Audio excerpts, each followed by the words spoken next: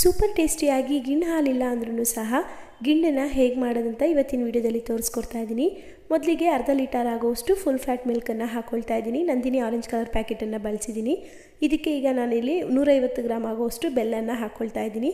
ಆ ಬೆಲ್ಲನ ಆದಷ್ಟು ಸ್ವಲ್ಪ ಚೆನ್ನಾಗಿ ಪುಡಿ ಮಾಡಿಬಿಟ್ಟು ಹಾಕ್ಕೊಳ್ಳಿ, ಆಗ ನಿಮಗೆ ಬೆಲ್ಲ ಬೇಗ ಕರಗುತ್ತೆ. ಇದಕ್ಕೆ 1 ಪ್ಯಾಕೆಟ್ ಆಗುವಷ್ಟು ಮಿಲ್ಕ್ ಜುನ್ನು ಪೌಡರ್ ಅಂತ ಆನ್ಲೈನಲ್ಲೆಲ್ಲ ಸಿಗುತ್ತೆ, ಅದನ್ನು ಹಾಕ್ಕೊಳ್ತಾ ಇದ್ದೀನಿ. ಇದನ್ನು ಖಾರ್ವಾಸ್ ಪೌಡರ್ ಅಂತಲೂ ಸಹ ಕರೀತಾರೆ. ಈ ಪೌಡರ್ನ ಹಾಕ್ಕೊಂಡು ಚೆನ್ನಾಗಿ ಮಿಕ್ಸ್ ಮಾಡ್ಕೊಳ್ಳಿ, ಗಂಟುಗಳಿರಬಾರ್ದು, ಆ ರೀತಿಯಾಗಿ ಮಿಕ್ಸ್ ಮಾಡ್ಕೋಬೇಕು. ಜೊತೆಗೆ ಬೆಲ್ಲನೂ ಸಹ ಕರಗಬೇಕು.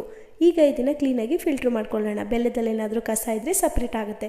ಇದಕ್ಕೆ ಸ್ವಲ್ಪ ಏಲಕ್ಕಿ ಪೌಡರ್ನ ಹಾಕ್ಕೊಂಡು ಮಿಕ್ಸ್ ಮಾಡಿಕೊಂಡು ಯಾವುದಾದ್ರೂ ಒಂದು ಸ್ಟೀಲ್ ಮೌಲ್ಡ್ಗೆ ಹಾಕ್ಕೋಬೇಕು. ಈಗ ಒಂದು ಕುಕ್ಕರ್ಗೆ ಸ್ಟ್ಯಾಂಡ್ ಇಟ್ಟು ಸ್ವಲ್ಪ ನೀರನ್ನು ಹಾಕಿ ಕುದಿಯೋದಕ್ಕಿಟ್ಟಿದೆ.